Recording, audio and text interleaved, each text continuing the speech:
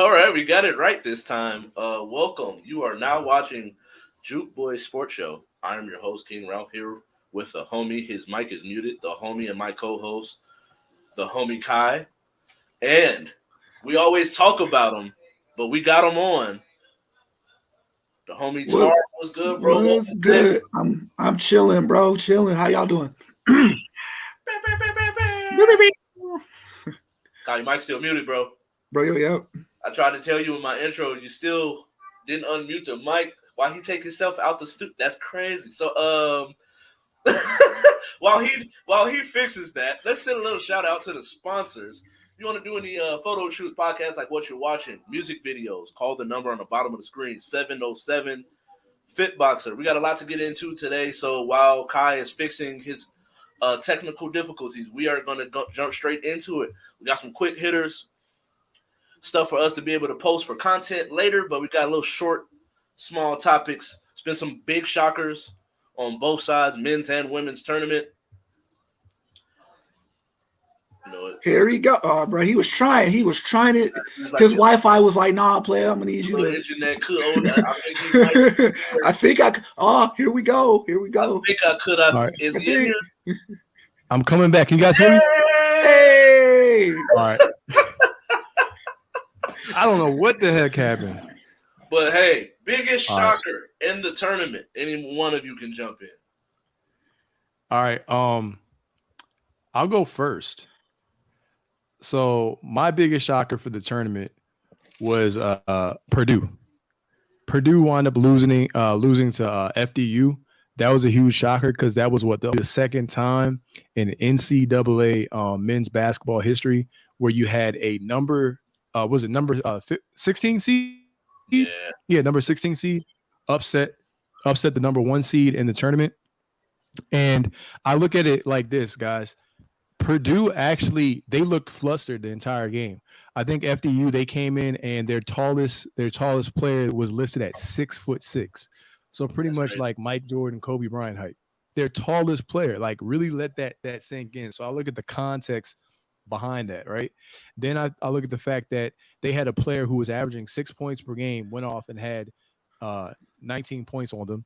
They turned the ball over 16 times, Purdue, 16 turnovers, and teams before that game, I believe, were 2 and 150 or no, 1 and 150 all time versus number 1 seeds.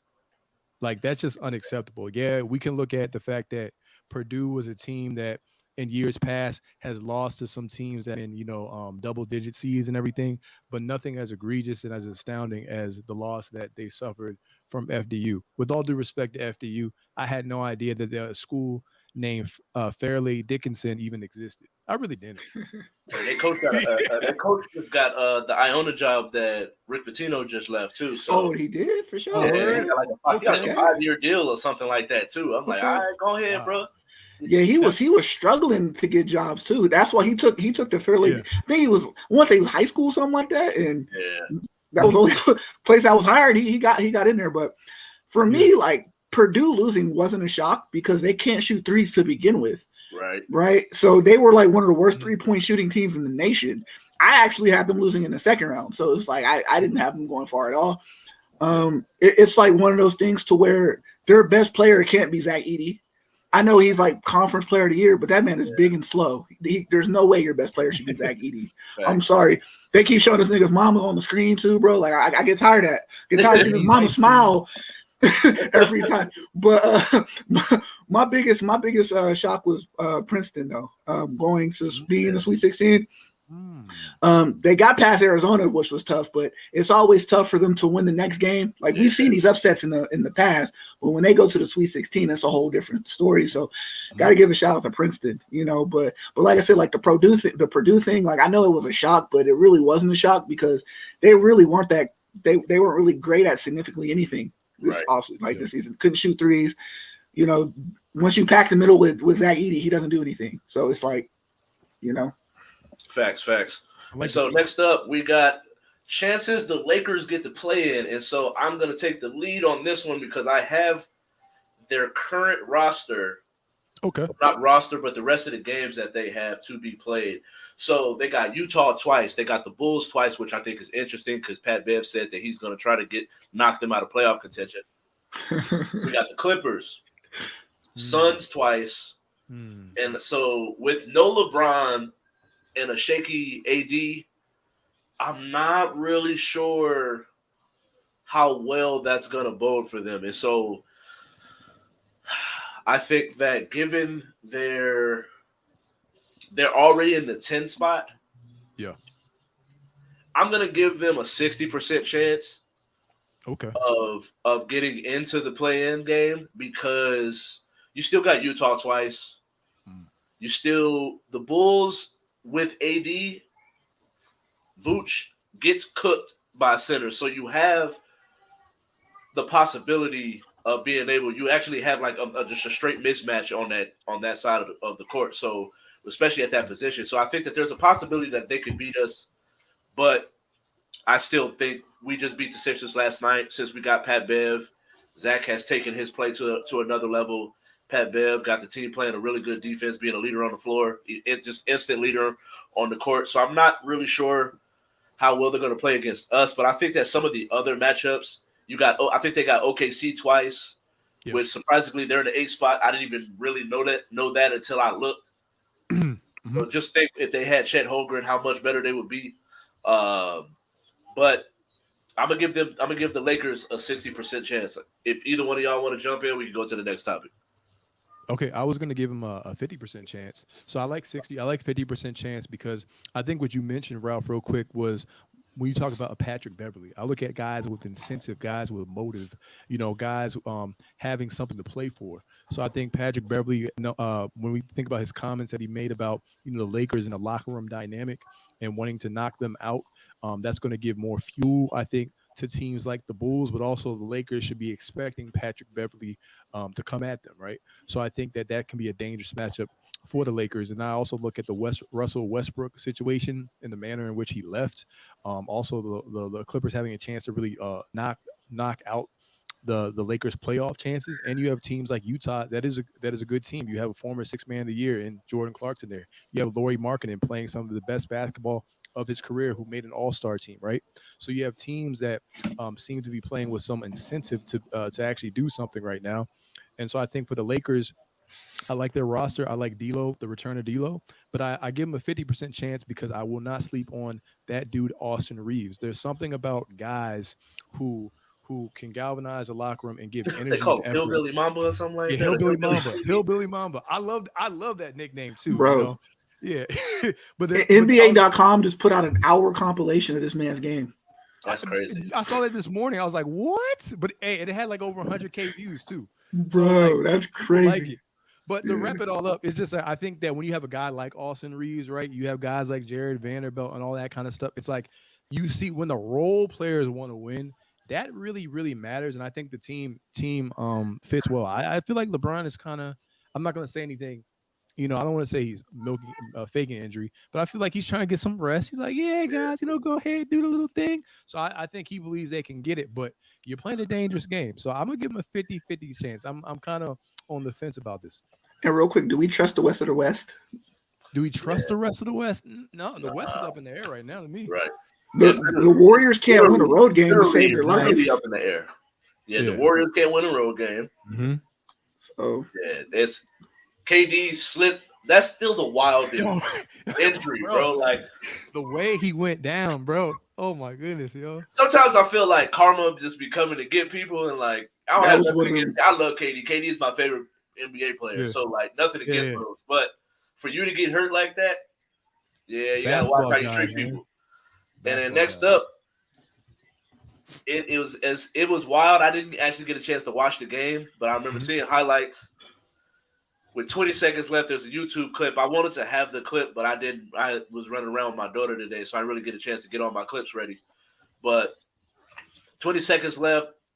Memphis Tigers get the ball. They're getting pressed, and they throw the ball long. Try to throw the ball down court, which is one of them things. If you know anything about basketball, you do not make that throw or that pass. Gets intercepted. Couple dribbles. They get to the free throw line, lose the ball. Memphis Tigers get the ball, clearly have the ball. Timeout is called. Refs ignore it, give the possession arrow to, I forgot who the team they were playing. But eventually, Memphis Tigers lose the game. Penny Hardaway throws his water bottle. He's so upset. Does he have a legit reason to be upset? Yeah, that possession arrow thing is weird because it's like I don't understand it because a team could clearly have the ball and then I could just run on top of you, touch the ball. You got the possession arrow. Wait, right. Huh? So that's a rule I've never understood about college basketball to begin with. So he does have a legitimate right, but it's a thing that every team unfortunately has to go through. Unfortunately, right? It's just that you hate that it happens in that particular, juncture of the game. But it happens whether it's 7 minutes in the first half to whatever. It just happens. It's a weird rule to begin with. You know what I'm saying? So I think with college basketball, it's definitely one of those things that like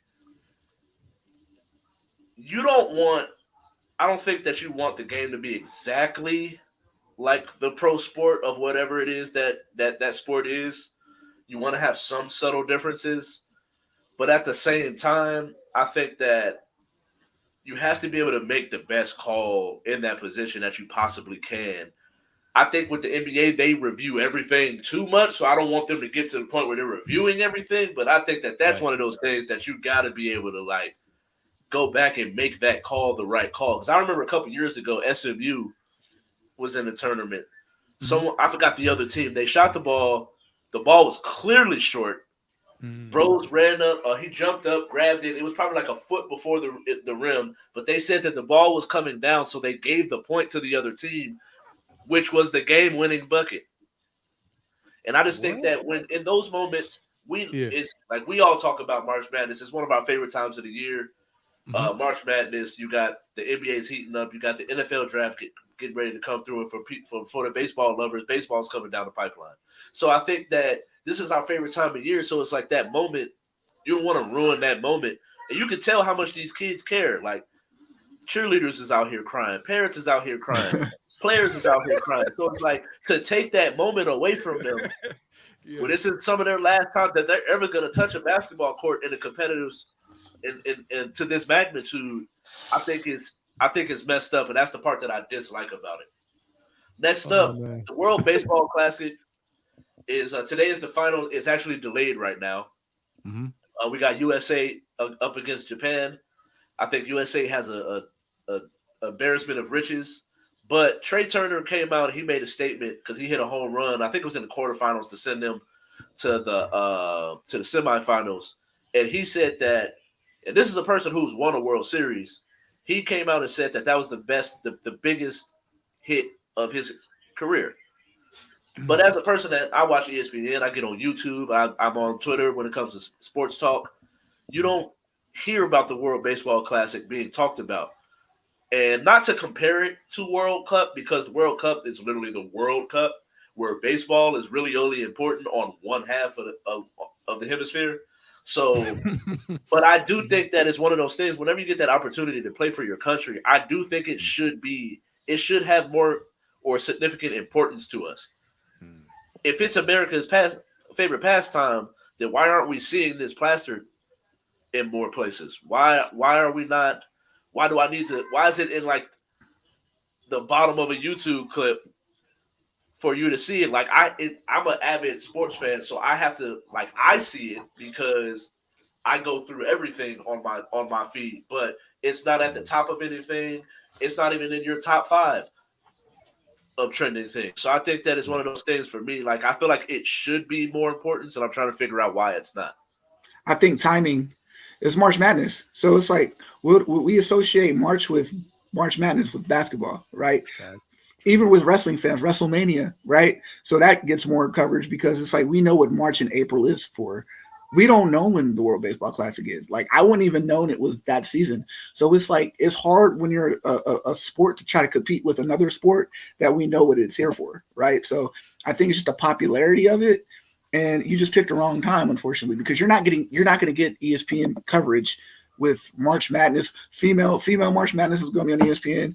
NFL free agency shows is going to be on there. So it's just that's what it is. It's just the timeliness of it, right? You're fighting for other TV spots with other people, right? You even got the XFL, right? That for people who miss football, right? People watching XFL. So then they got the FX slot, right?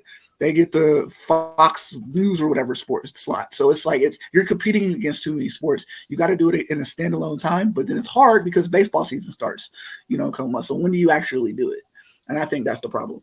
I think it's one of those things before we get to the next topic, I think that it's one of those things where you could do it in that time period of give the baseball players like a week off, and the people that want to participate in the World Baseball Classic during that All-Star break time. You can do it in that time because you won't have to compete with so much. Look at what soccer did, right? Hold on really quick. But look at what soccer did, right? They did it in like December-ish, and that around November, December-ish, where like football is kind of in the back end a little bit, and that was like kind of the perfect time. You're not competing against nothing, right? So, yeah. And then next up, we got female stars. You alluded to it. We got the female March Madness is up underway. We're in 2 games. They're on their Sweet 16 as well. They just wrapped up some games yesterday. Which female star has been the most impressive to you? Okay, so I'll take the lead on this one. Disclaimer: I was born, raised in Baltimore, Maryland. I do have a little bit of bias, but I got to go with Angel Reese, Baltimore native, formerly played with the Maryland Terps, now plays for the LSU Tigers. She's been completely dominant, guys. Completely dominant on both ends of the court. I'm talking about offense. I'm talking about defense. She had 35 points versus Hawaii in her first game. I think it was like 35 points, like 14 rebounds. Then I got a chance to when I got back from my little vacation over the weekend, I got a chance to see the game that she played against Michigan. And she had 25 points, 24 rebounds, guys, 24 rebounds, 6 blocks, and four assists. She became the first college basketball player, I believe, first women's college basketball player since 2000 to accomplish that feat. That's insane. So only 2 people have done it, and she's doing it. So for people who aren't familiar with who Angel Reese is, there was a viral basketball clip that went on a couple of months ago where she lost her shoe. And she pretty much takes her shoe. She's holding it in one hand. A girl's coming at her full speed. She goes up for a basket, and she doesn't have time to put her shoe on. She holds her shoe in one hand, and Angel Reese jumps up and just blocks it, and then she starts talking crap to her. Like, that's just how she is. She's the Baltimore way. She plays physical. She's come out and said that the West Coast players are soft. I like everything. like everything about her. She backs up her talk. She has a face-up game, guys. She's very patient. Her game is very polished for her age. She'll jab step, spin off you, hit the three. Her anticipation her anticipation on blocks is amazing, and I really don't like to compare the female players to male counterparts, because I like to keep everything within that realm. You know what I'm saying? Out of respect for the female players and vice versa. But she has Anthony Davis vibes. Like, I look like the way that she patrols the paint is crazy in her versatility. So for me, Angel Reese, because to be able to do something like that, first player since 2000, and just her dominance, and the point guard there, they have a dynamic duo in LSU. And I don't believe me and Ralph discussed, they're not the best team in the tournament, but they can make a deep run. So I just want to give some love and shout out to Angel Reese at LSU. And she did have 3 steals in that game as well that you didn't mention. So it's like, thank you, bro. Like 6 blocks, 3 steals, and then Caitlin Clark coming in with a 22-piece with 12, all right. With 12 assists in both games, 3 steals. She didn't have the best shooting game in the last game, but they still won. But 12 assists in both games, over 20 points, over 22 points in both games, 26 in the first one, 22 in the second. 5 steals among both games, 2 blocks among both games. I think that she's someone like you said, she shooting that thing for Bora Bora like you always say. I think that's one of those things that insane, man. I think them 2 are the ones that are standing out to me. But I think, like we talked about this before, even when it comes to Diamond Miller, our stars are being stars, and that's what's really the driving force of a lot of these teams when it comes to the women's side. Where I think the other side is kind of more of like a team game when it comes to the men's side. Anybody you want to say before we jump to the next one?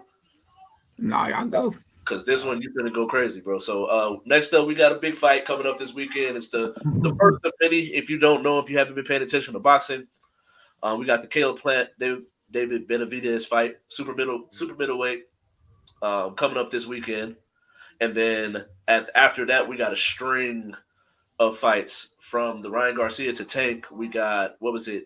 Is it Haney versus Lomachenko? They're in discussion still. Yeah. I know I heard about the Shakur fight. Nope, that got canceled today. The guy got whole boy got hurt. No. I'm sorry. No, I'm bugging. No, that's still a thing. Right. Stephen Fulton's opponent got hurt. My bad. I'm sure. All right, for sure. I was like, bro, I'm looking forward to that one, man. I see him fight a good minute. Yeah. He's good. Yeah, I was bugging. And so you're actually credentialed for the fight. You've been covered. You're going to cover the fight. Yep. In your personal opinion, who is going to win this fight? Okay, so this is one of those fights to where it's a true grudge match, right? These two hate each other. Like, they don't like each other. So it's one of those things when you take the emotion out of it, to me, that's going to be the story of the fight. Can you take the emotion out of it? Because it's one of those things to where when you hype up a fight, things get said, right? But it's one of those things where things get said and it was meant, right? So both fighters, when Caleb Plant's biggest fight to date has been Canelo Alvarez. And in talking with his strength and conditioning coach, Caleb, who's a really good friend of mine, we had this discussion over lunch, and we were talking about it. And Caleb recently, his last fight, just changed his trainer, right? And I had asked why did he change the trainer, right?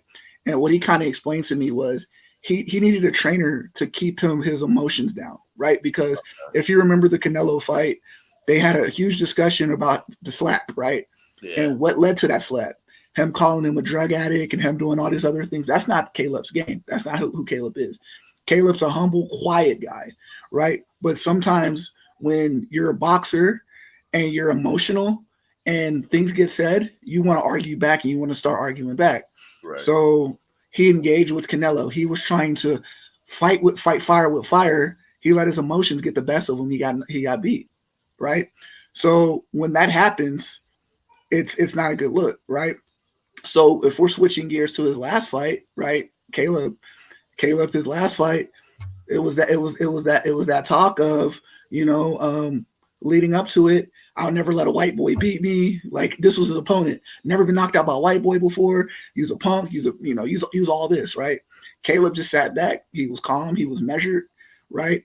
And guy came forward and he got knocked out. Knockout of the year. Caleb knocked him out, right?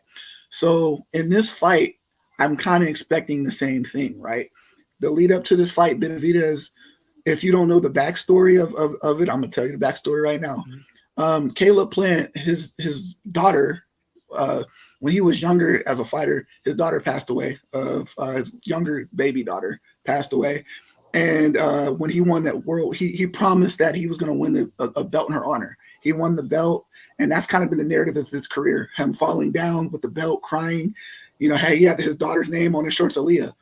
David Benavidez' father talked smack about his daughter, essentially. David Benavidez' dad said something negative about the man's daughter. He said that you're chasing clout from your daughter, basically. You're clout chasing. This is why you get fights, is because people feel sorry for the fact that who your story was, right? Caleb says that he said this. David's dad said he's never said that. The trainer, that's David Benavidez' dad is his trainer. He said he never said that. Caleb said he said it. I've heard in the podcast that he did say it, but that's neither here nor there, right? So now we're here at the point where they're trying to fight each other now. David was about to move up to 175, but he heard Caleb win at rec. So during the press conference, it's shoving, the name calling, use a B word, all this other stuff, right? So once you take the emotions out of it, right, with all the backstory I just told you, I think David's going to press forward trying to knock him out because he wants to prove that's how he fights. He comes forward and he's going to try to knock you out. That's his style of fight, right?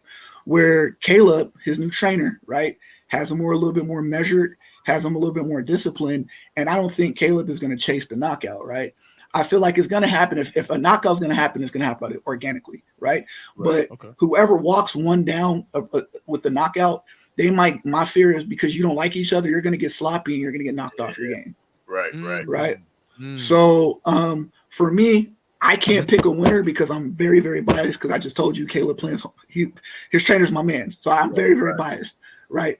But I feel like this is going to be both of their toughest fight to date, especially David, right? So what's at stake at this fight?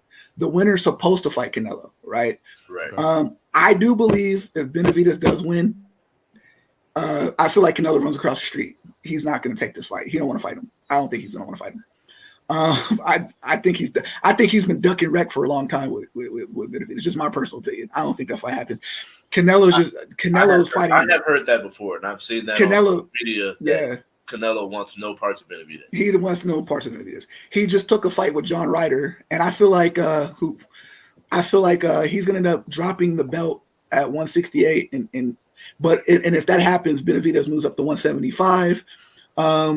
Caleb, he wants to fight. He wants to rematch with Canelo, and I think that's what's at stake: the 168 and a rematch with Canelo, or a rematch or a fight with Charlo, which is the big fight. But that's what's at stake. Yeah, so that's what's at stake, right? And also beating the person that you don't like's brains out. So yeah. I felt that. I think that is one of those things that, like, I think this fight is big because, like I said, it's the beginning of a string of fights, but also what it can lead to. You could get a Charlo fight after this. You could get a Canelo fight after this. And I think the one big thing that we all talk about among social media and amongst ourselves is compared to UFC. In UFC, you get the fights that are supposed to happen that we want to see. Where in boxing, it's like we've been waiting for this Crawford Spence fight for forever. How long did we wait on that Mayweather and Pacquiao fight? And it was like it happened. It took so long that they was two old ass men by the time it actually happened. So like, I think that is one of those things that I think I pray and I hope as a person that grew up on boxing, I love boxing, that we get the fights that we want to see after getting this fight. Yeah, and I'm gonna make my claim. As much as I would like to see a Benavidez Canelo fight, I'm gonna go with Plant. Okay. Yeah, I mean, and you're not wrong in saying that either. Way, honestly. It can really go either way, right? They're both young and prime in their prime, right? And that rarely happens in boxing, right?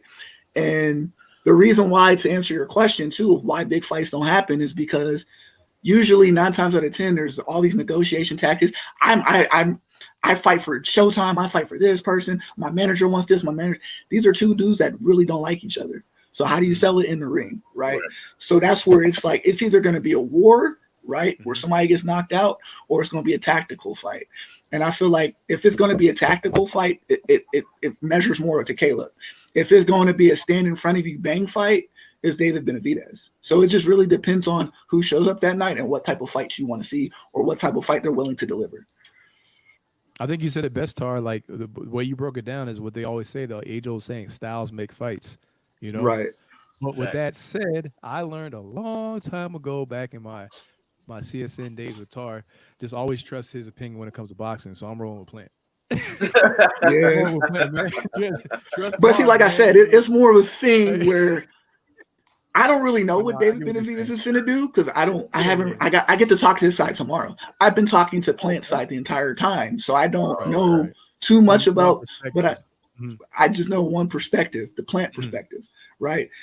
Okay. I don't even have to ask for Plant's perspective; it's given to me. Yeah. But it's like the whole Benavidez. I will know more tomorrow, but just seeing the aggressiveness at the press conference said everything I needed to see. Right? It was. Before they even he was waiting outside from the Uber. He was waiting outside, cussing him out. As soon as Plant jumped out, and they have to get separated from the jump. He was waiting for him. He wanted to wreck out. So he was waiting for him to jump out the Uber so he can cuss him and his trainer out. That's what I'm saying. Like it's just too much hatred. And real quick, shout out to Jose Benavidez, that's David's little brother, for his role in Creed. He was hard in Creed. Y'all see Creed? Y'all seen Creed? I'm gonna see it next week, but don't spoil it. I heard the soundtrack. Jose Benavidez, David Benavidez' little brothers in Creed. He played a hell of a person in that movie. Just wanted to just give that. Yeah, you saw it though, Ralph, right? You saw Creed. Nah, I'm gonna see it next. Probably next week. I would like to see it today, but money look a little tight, so I got to be real with myself. I got a whole another 2 weeks before I get paid again. So yeah, nah. But next up, excuse me, we got a good. Like we mentioned before, there was some big upsets over the weekend. My bracket is halfway busted, and so I got it labeled as Sweet 16 predictions, but specifically based on your bracket and who you have in your Final Four, and who your eventual winner is. Are you changing anything, or are you staying pat with what you picked before? Okay, so I'm actually pulling up my bracket right now because I already see the Sweet 16. We have Houston. We have Houston and Miami. Houston and Miami is playing. We have Alabama and San Diego State. We have Creighton and Princeton, and FAU, Florida Atlantic University, guys. For those who don't know what that one is, it's Florida Atlantic University and Tennessee. Tennessee is a team for me personally, guys, that I actually could see that I saw potentially getting upset. They made it this far though. And then we have, I think I'm missing a team. Oh, UConn and Arkansas. So, to answer your question, Ralph, in my initial Final Four, I did have Alabama, I did have Houston, but I had Kansas. I had Kansas in there. So I'm sticking with Alabama to go all the way. I think there's an echo. Is there an echo? I don't know where that came from. I don't hear. Maybe just on my end. All right, just making sure you guys don't hear echo. Okay, so I'm sticking with Alabama to go all the way. And I'm sticking with Houston to go all the way. I know there was some concerns going into the game that they last played with the injuries to their players, and they also had foul trouble, but they were able to endure that foul trouble. And I still like those two teams in the championship game. But I am going to segue because Kansas State, because Duke is out, and I still have Kansas State, but then I had Kansas State losing. I'm going to roll with Michigan State. Tom Izzo go 3 for 3. I like Tom Izzo to be able to break through. I want to see him get to the Elite Eight.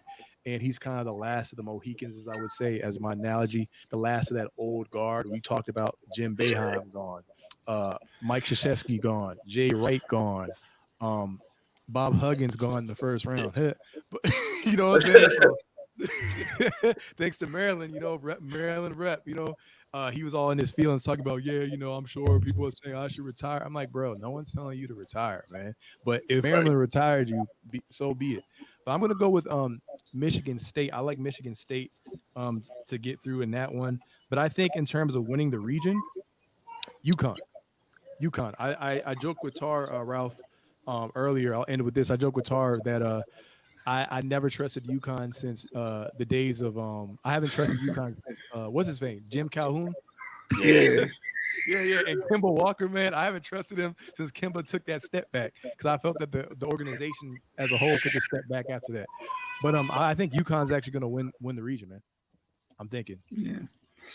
Yeah. So my Final Four was Marquette. They're gone. Yeah, it was. Hey, go crazy, y'all. I'm gonna go. Bro, didn't I tell you Kendrick Perkins? Yeah, I told you Kendrick Perkins. Why? I should have known better. But it was Marquette. It was Alabama. It was Texas, and it was Gonzaga. Texas right? Right?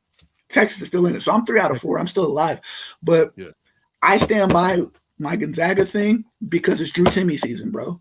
Where does Drew Timme go after this? I think what I've noticed about the NCAA tournaments, right? Because you just mentioned Michigan State. It's about experience, right? It's about the most experienced team.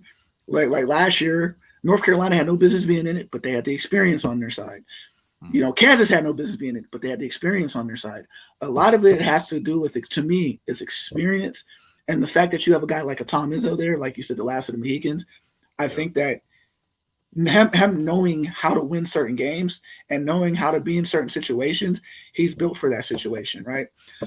For me, I really like Kansas State, and I've been battling with Kansas State all year. I love that little point guard, and it's super funny that Calipari got called out this week because he called him a little kid, and he was like, bro, during the press conference, they asked him like, what was the difference of this game, and he said that little kid, the point guard, beat us, and they went off on him. It's like, say his name. His name is Noel. Like, say his name, and he was like, that same little kid busted you for 26 and 7.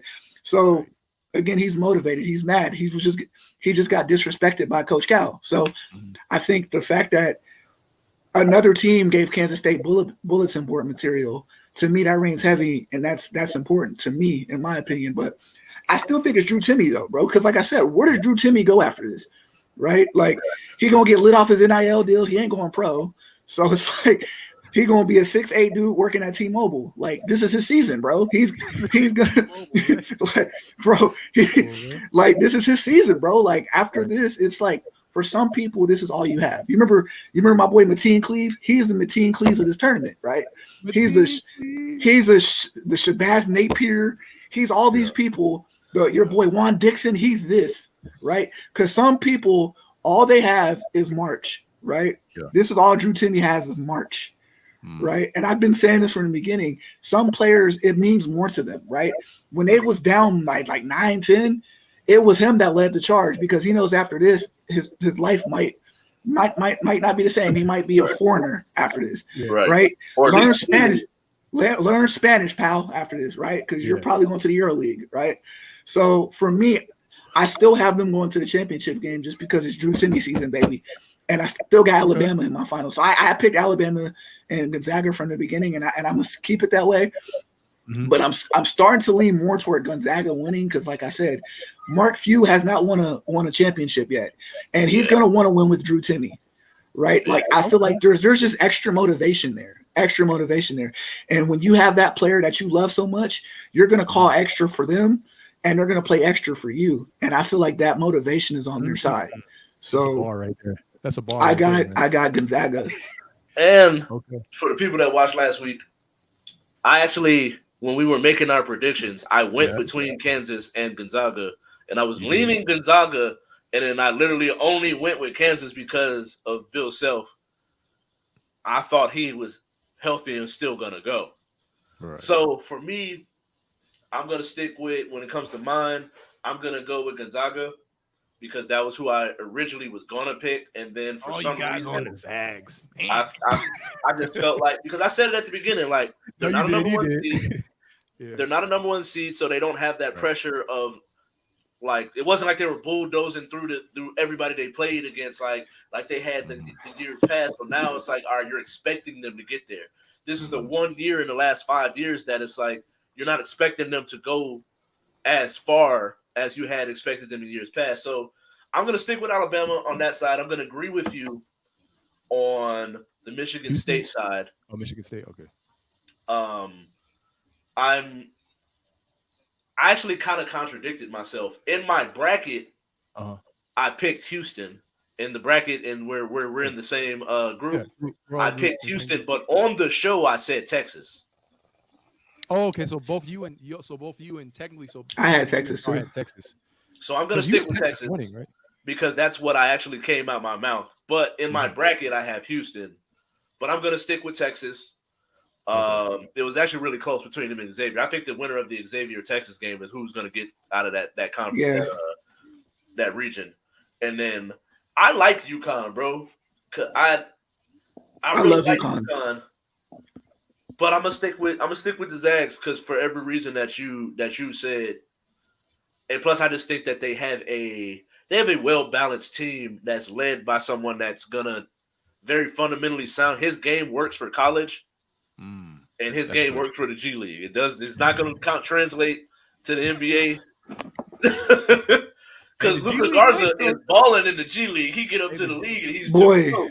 So no slander G League players, guys. We're none at all. None at all, man. It just is what it is. In the G League, Aaron Brooks. Shout out to Aaron Brooks. No longer plays in the NBA, but anyway, shout out to him. Just cause. And so, any last thoughts before we got to get going on this next topic because we spent a lot of time. Real quick. Arkansas. Just because I love Musselman. Oh, y'all know I love Muscleman. Muscleman, that's my guy. Keep your shirt on. Love Muscleman. They're gonna be a threat to begin with. I don't know how far they go, but that's to me they're the scariest team in the tournament. And I'm sorry, ladies. No disrespect to the ladies, but for the sake of time, we took a lot of time on some of these other ones, so we're not going to be able to talk about the women's Sweet 16.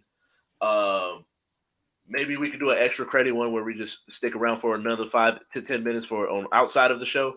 But for the sake of time, we got to get to the NFC North needs. The Bears have traded their pick. Lions look like they could possibly get to a Super Bowl next year. We got the Vikings. Whatever they do, I don't care what they do. They still got Kirk Cousins, and the Packers are moving on from Aaron Rodgers. So NFC North needs. What are those needs? All right. So for the Chicago Bears, we'll get through it real quick. I said everything. They need everything. And I say everything not in a disrespectful manner, but they really do need a little bit of everything. Now they did get, I believe they got DJ Moore from the Panthers, right? So you add a weapon to Justin Fields. Why not add another weapon like Jay Dilla once rapped? See, most people know Jay Dilla as a producer. He used to rap too. He said one is good, but 2 is not enough for me. So give him 3, 4, give him extra weapons. Go out and get a DeAndre Hopkins as well. You have the cap space, so why not get them? Every other quarterback gets weapons except mine. So go get DeAndre Hopkins, man.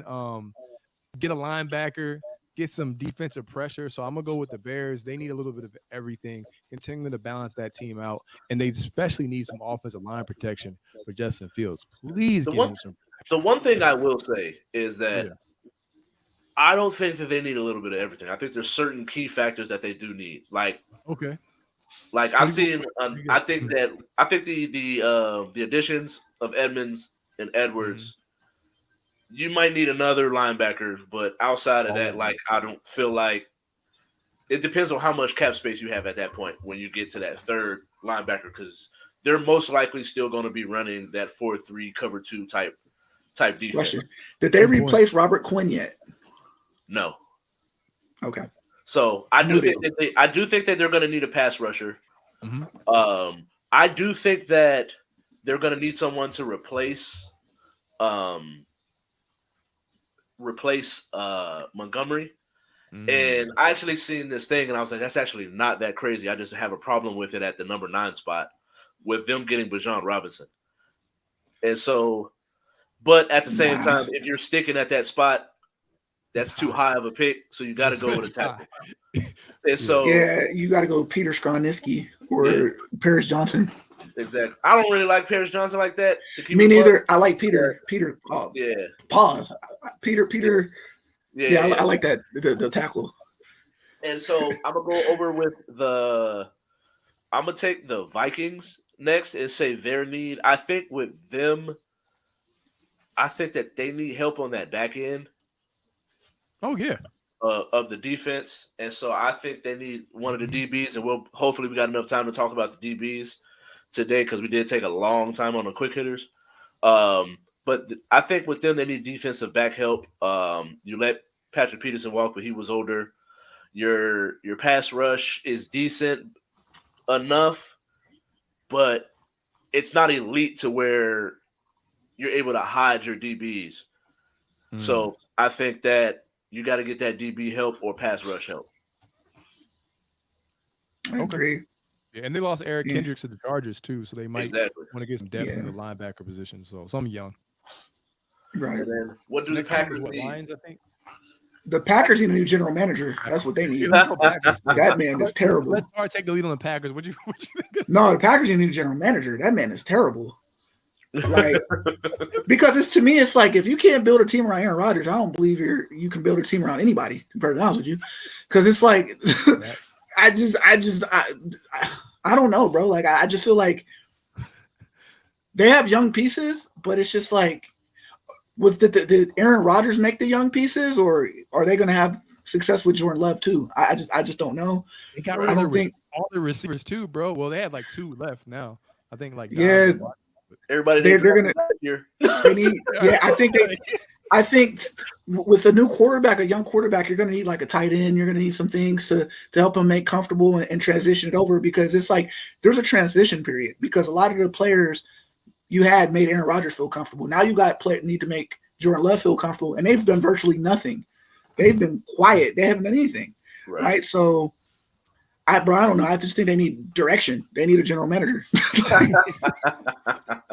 Yo, my chest hurts, man. We got to go to the Lions now, man.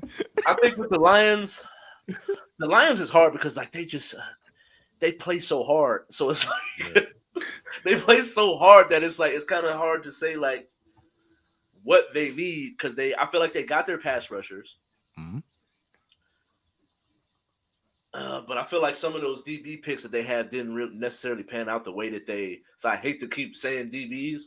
I got DBs for them as well, actually. No, they just picked up old boy from the Eagles. They picked up some DBs. They picked up old boy from the Eagles. They got Gardner Johnson. Yeah, Chauncey Gardner Johnson, and they picked up another cornerback from the Steelers, Sutton. Yeah, no, I'm gonna tell you exactly what they need. You're right. I'm gonna tell you exactly what they need. Jalen, I saw the same. Yeah, they got Cameron Sutton. They got David Montgomery. They I'm gonna tell you exactly what they need. Jalen Carter. Case closed. They just need a big middle guy in the middle, because you got James Houston. You just need a big guy in the middle, and they need to replace T.J. Hawkinson. They need a tight end. That's it. And they're going to get both of those in this draft, and it's lit. That's who I was going to say was the tight end. Yeah, and it's a nice draft for tight ends too. Yeah, it's lit. Tight ends. Day 1 or day 2. Okay. And then, all right, man, we got some time left, man. These DBs, bro. I was gonna be hurt if we take way too much time, because I spent a lot of time this morning watching film on DBs.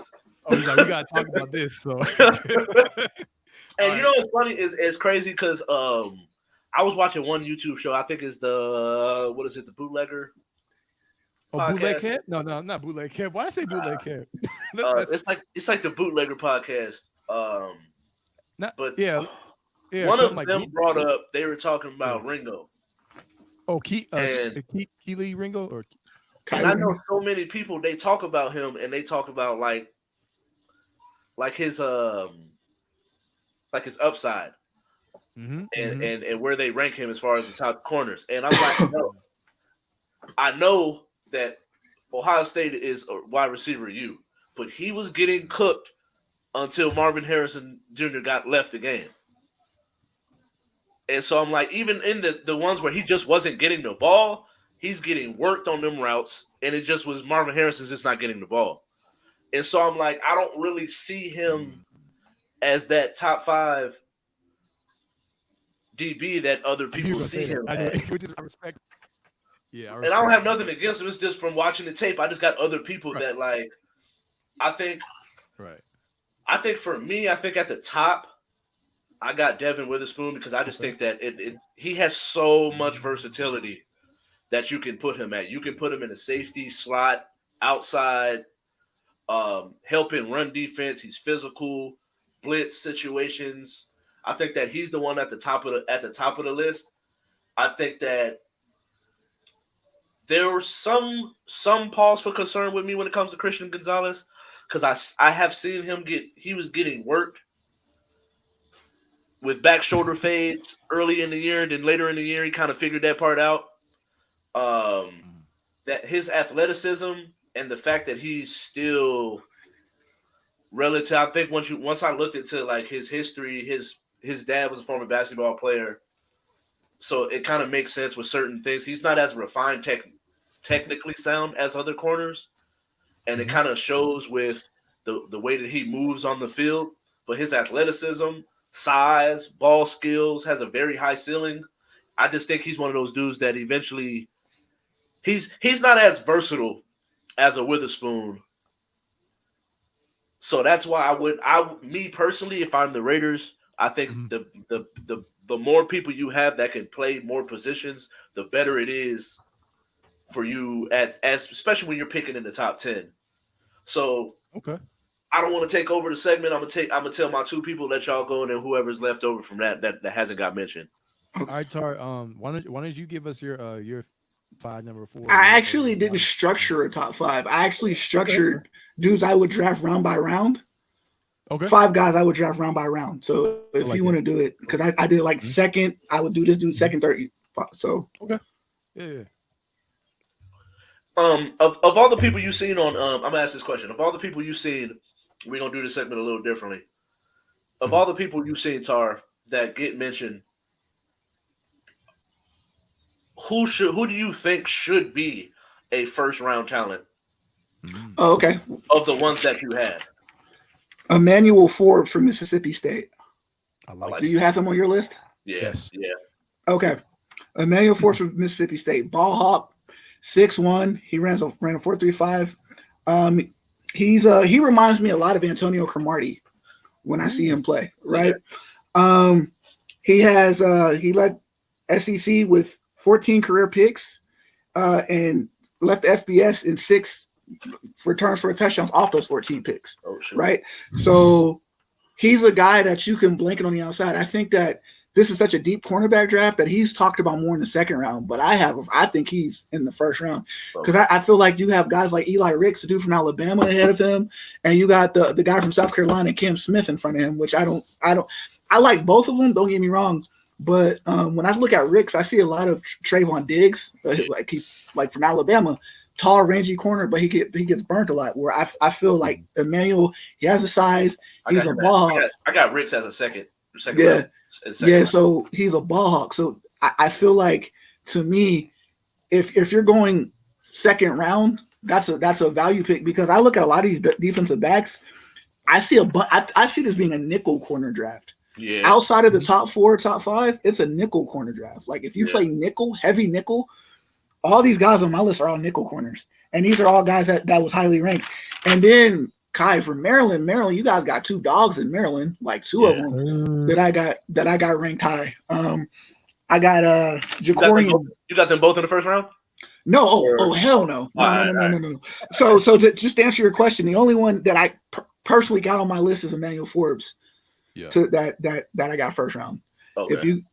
If you want me to, with the people I mentioned, or outside of the people I've mentioned. Outside of people because you got the top 3. Yeah. And then Joey Porter Jr. is going to be first round too. Yeah. So it's like you got those 3. I think it's going to be those 3 corners, and then you got some guys that are flirting on the outside. I think Emmanuel Forbes should be in the first round personally. Okay, for sure. Yeah. Okay.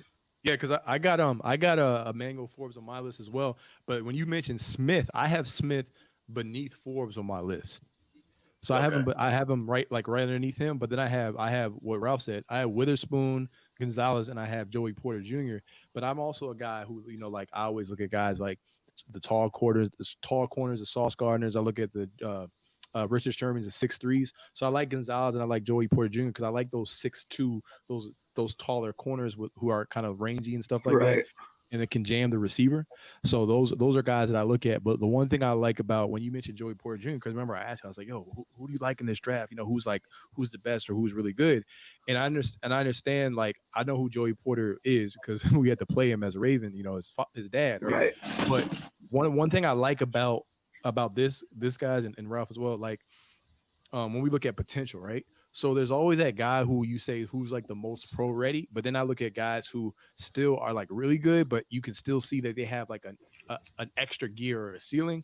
And so when I look at Joey Porter Jr., I think he has that. He's very good in run support, but he's also dangerous when he has the ball in his hand, right? So it's like he's like this playmaker type kind of corner guy. So that's where I think he kind of excels, and I kind of want to see where he grows because I look at what a guy like Asante Samuel Jr. and him having a father that played in the NFL. Right. So I want to see the ceiling of a Joey Porter Jr. So I would say out of those guys in terms of the ceiling, I think he has like a really high ceiling out of him. But I would say I would put Gonzalez and I would put Witherspoon as of right now, like ahead of Joey Porter Jr. So that's why I got. The one thing with Joey Porter that kind of makes me that I'm kind of curious about those other people that you named, the Patrick Surtains, the Asante Samuel Jr.'s, their dads played their position.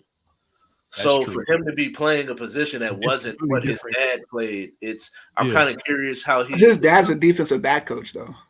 That is, I did see that, but I thought that was interesting. I didn't know that until I started doing my work.